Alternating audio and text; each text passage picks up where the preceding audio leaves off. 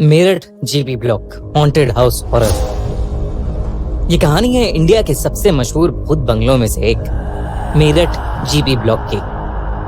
संजय सिंह, जो मेरठ से 200 किलोमीटर दूर बसे एक छोटे से गांव का रहने वाला था, अपनी मां को लेकर मेरठ के जीबी ब्लॉक के बाहर एक स्टाफ क्वार्टर में रहने आया था। उसका जीबी ब्लॉक के चौकीदार की तरह पहला दिन ही था जब उसके साथ ये घटना घटी।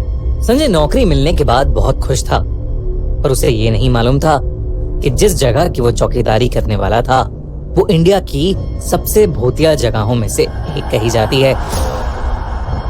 संजय की नई नौकरी लगने के कारण उसकी माँ उस रात उसकी मनपसंद खाने की चीजें बना रही थी। संजय जीबी ब्लॉक के एरिया के बाहर से टॉर्च मारता हुआ राउंड लेकर वापस अपने क्वार्टर में खाना खाने घर आ रहा था। तभी अपने घर से थोड़ी दूर एक नलके के पास खड़े हुए अपनी माँ को उसने किसी को कहते हुए सुना, इतनी रात को तुम्हारा ऐसे इलाके में होना ठीक नहीं है। जब उसने वहां पहुंचकर अपनी माँ से पूछा कि वो किससे बात कर रही थी, तो उन्होंने उसे बताया कि वो खाने के लिए पानी भर रही थी। और तभी उन्हें आसपास की झाड़ियों से जीपी ब्लॉक की तरफ जाती हुई लाल साड़ी में एक लड़की दिखी। जब उन्होंने उस लड़की को वहां से जाने के लिए मना किया तो उस लड़की ने उनकी बात को अनसुना कर दिया और भागकर जीपी ब्लॉक के अंदर चली गई। संजय और उसकी माँ दोनों को उस औरत का रात के इस समय झाड़ियों और जंगल से घिरे जीपी ब्लॉक के अंदर घुसना ठीक नहीं लग रहा था, और इस डर से कि कहीं पहले दिन ही जीपी ब्लॉक में कुछ अनहोनी न हो जाए, संजय वापस जीपी ब्लॉक के अंदर जाकर उस औरत को ढूंढने लगा। रात के अंधेरे में जंगल और झाड़ियों से घिरे होने के कारण संजय को बस उतना ही दिख रहा था जितना उसकी टॉर्च की रोशनी दिखा पा रही थी। जीपी ब्लॉक का बंगला 3 हिस्सों में बटा हुआ था। दिन में वहां जितनी शांति लग रही थी, रात के अंधेरे में वही खामोशी अब और ज्यादा भयानक लग रही थी। संजय ने सोचा कि उसे जीपी ब्लॉक के उन 3 हिस्सों में एक एक करके जाना चाहिए। अपने हाथ में लाठी लिए और टॉर्च के सहारे संजय जब पहले हिस्से में घुसा तो उसके पूरे शरीर में उसको एक रूह चीर देने वाली ठंड महसूस हुई। ये बहुत अजीब था क्योंकि तब गर्मियों का मौसम चल रहा था और बिल्डिंग के अंदर इतनी तेज ठंड का होना बिल्कुल भी नॉर्मल नहीं था। फिर भी संजय ने हर जगह टॉर्च मार कर देखा पर उसे कोई लड़की दिखाई नहीं दी, पर उसे वहां ढेर सारे बालों के गुच्छे मिले। उसे समझ नहीं आ रहा था कि वो बालों के गुच्छे वहां कहां से आए। तभी उस बिल्डिंग के अंदर एक कोने से 2 लाल आंखें उसे घूरती दिखी, लेकिन जब वो उसके पास गया तो वो अंधेरे में कहीं गायब हो गईं। संजय ने पूरी बिल्डिंग छान मारी लेकिन उसे कुछ भी नहीं मिला, पर उसे हर वक्त वहां पर किसी की मौजूदगी महसूस हो रही थी। संजय उस लड़की को ढूंढता हुआ अब जीपी ब्लॉक के अगले हिस्से में घुस गया। दूसरी बिल्डिंग के पास जाते जाते उसे ऐसी बदबू आने लगी जैसे कोई जानवर वहां कई सालों से मरा पड़ा हो। फिर भी वो उस लड़की के बारे में सोचते हुए घर के उस हिस्से में घुसा, पर वहां उसे कोई भी नहीं दिखा।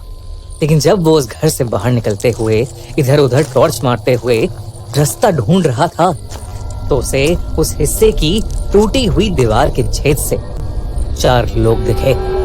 उन्होंने ब्रिटिश ऑफिसर्स की यूनिफॉर्म पहनी हुई थी और वो शराब पीते हुए गप्पे मार रहे थे। उन्हें देखते ही उसने चिल्लाकर उन्हें वहां से जाने को कहा, पर उन चारों ने उसकी बात को जैसे बिल्कुल अनसुना सा कर दिया। संजय को मालूम था कि अक्सर ऐसे शराबी ही पुरानी जगहों पर आकर हल्ला करते हैं, तो वो दूसरे हिस्से से भागकर तीसरे हिस्से के उसी फ्लोर पर चला गया जहां पर वो लोग बैठे थे। लेकिन वो जैसे ही वहां पहुंचा, वहां पर उन चारों में से कोई नहीं था। तभी उस तीसरे हिस्से के ऊपर वाले फ्लोर से उन चारों लोगों की जोर जोर से हंसने की आवाज आई। संजय भागकर उस बिल्डिंग के सबसे ऊपर वाले फ्लोर पर गया जहां उसे वहीं 4 लड़के हंसते हुए मिले। उन चारों लड़कों को वहां देखकर संजय फिर से उन पर चिल्लाया, पर वो चारों शराब पीते पीते और जोर से हंसने लगे।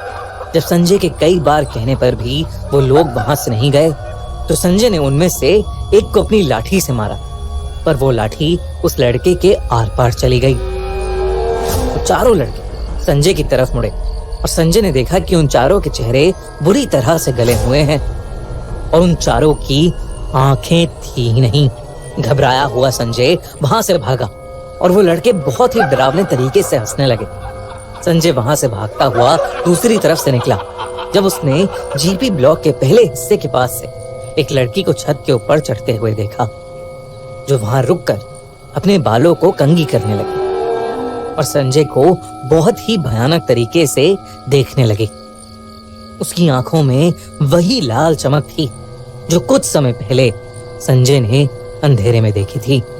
संजय को वो सब देखकर कुछ समझ नहीं आया और वो अपनी जान बचाने के लिए वहां से और तेजी से अपने क्वार्टर की तरफ भागा। लेकिन वो भागते भागते अचानक रुक गया क्योंकि उसके ठीक सामने एक और औरत खड़ी थी जिसने लाल साड़ी पहनी हुई थी। संजय को लगा कि ये वही लड़की है जिसे संजय की माँ ने देखा था। लेकिन जब उसने उस लड़की को पुकारा और जब वो लड़की मुड़ी तो संजय की रूह कांप उठी। उस औरत का चेहरा बेहद डरावना था। ऐसा लग रहा था कि जैसे वो कोई चुड़ैल हो। संजय को देखते ही उस औरत ने उसे बहुत जोर से धक्का दिया, जिसकी वजह से उसका सर पास पड़े पत्थर पर लगा। संजय को ऐसा लगा कि जैसे उस औरत का हाथ नहीं बल्कि कोई जलता हुआ लोहा था। संजय दर्द में बहुत जोर से चिल्लाया और उसी दर्द में कर्राते हुए संजय ने देखा कि वो लाल साड़ी वाली औरत हवा में उड़ती हुई जीपी ब्लॉक के अंदर जाते जाते कहीं गायब हो गई। उसकी माँ संजय की चीख सुनकर उसके पास आई तो संजय बहुत बुरी तरह से डर से कांपता हुआ जीपी ब्लॉक की तरफ देख रहा था। तभी संजय ने अपने कान में एक औरत की आवाज सुनी जो जीपी ब्लॉक के अंदर से सिर्फ संजय को सुनाई दे रही थी और जो उसे कह रही थी, मैं हमेशा यहीं रहूंगी और अगर तू और तेरी माँ यहाँ फिर से आए तो मैं तुम दोनों को जान से मार दूंगी।